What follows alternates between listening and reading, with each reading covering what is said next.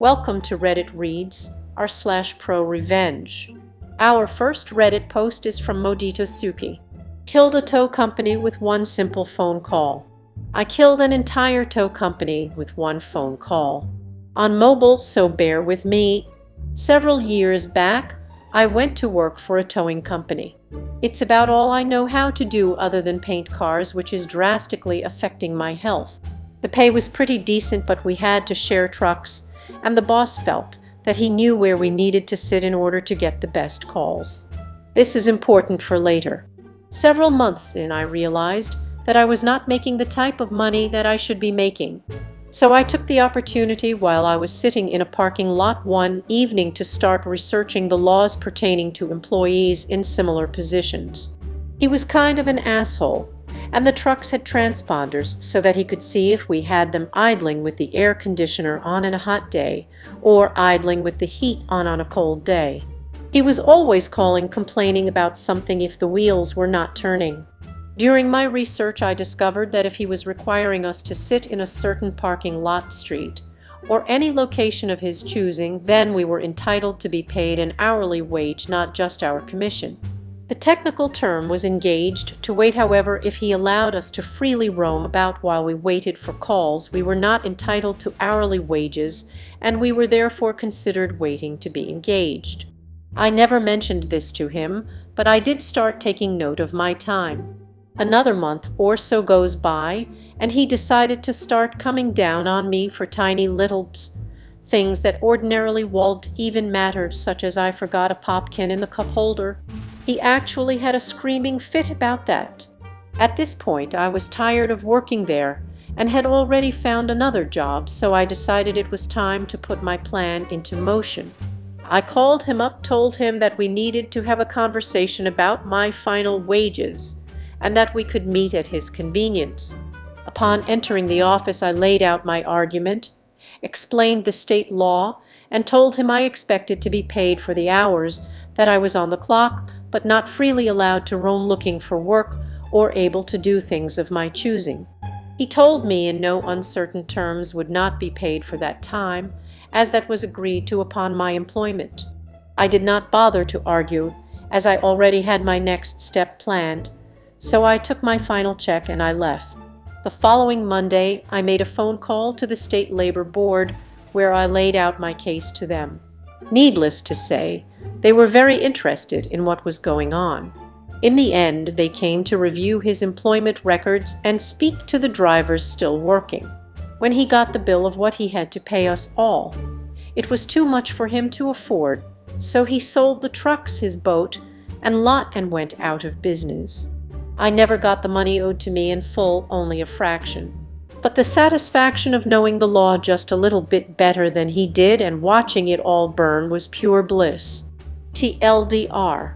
Boss fucks us on legally entitled wages. I sink his company with one phone call. This comment is from John.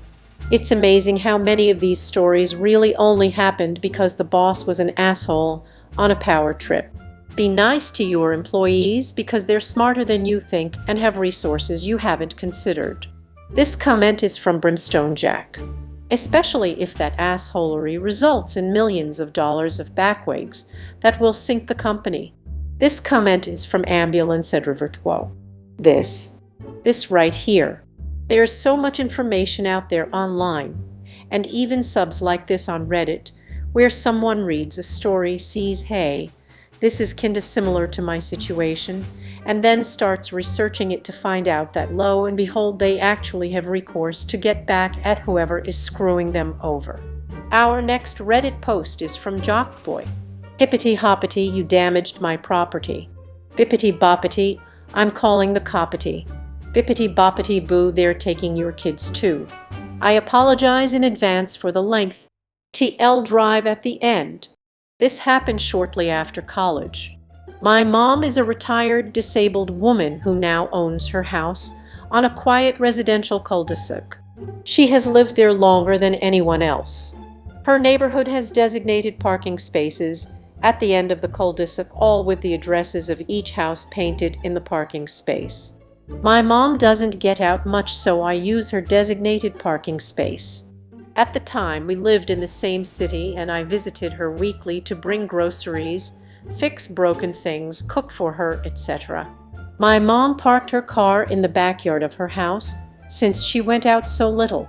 Mom kept busy by gardening or baking cookies for the children on the street. Mom's neighbor, Ivy, never parked well. Whenever I stopped by, her car was always parked so close to my car that I had to park on the curb. I wouldn't have cared about Ivy's piss-poor parking but for two things. One, she had 4 or 5 kids and had parties almost every weekend, leaving trash in Mom's yards. 2, I loved my car, a 2016 metallic ice blue Dodge Challenger Hellcat, the first car I had ever purchased brand new. I washed that car once a week, detailed the interior, and had rules against eating, drinking, or even leaving trash in my car. It was my pride and joy. Mom had called the police throughout Ivy's residence because of the parties. Ivy's guests would fill up the cul-de-sac with their cars, obstructing traffic, and get into loud drunk fights at and after midnight. I often found empty beer bottles, empty condom wrappers, cigarette butts, and empty crack baggies on the fence between the properties, mostly on Ivy's side of the fence.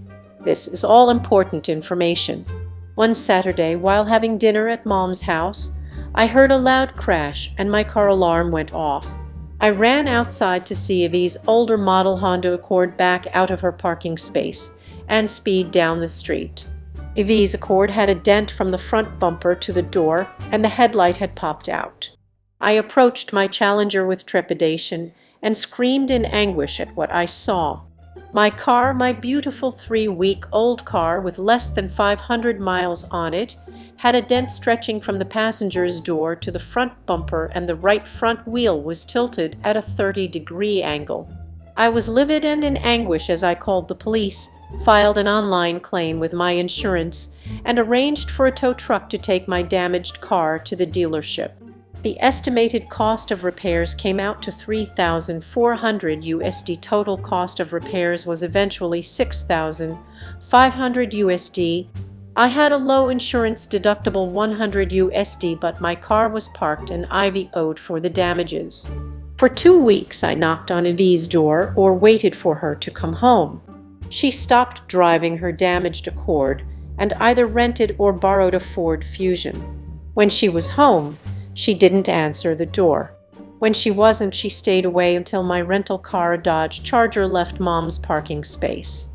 I left a note on Ivy's door for her to call me, but only received harassing calls from restricted phone numbers or people blaring air horns in my ear when I answered. The revenge.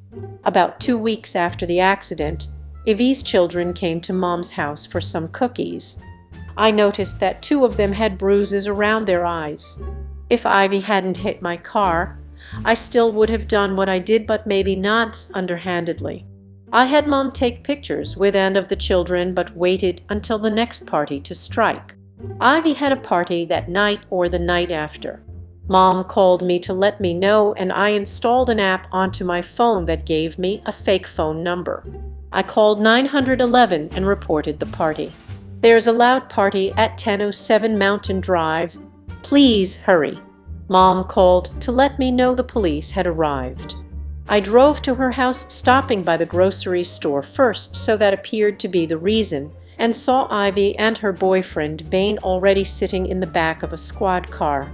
From a news broadcast that night I found out that Bane had warrants out for his arrest. Initially, the charges were disorderly conduct and disturbing the peace.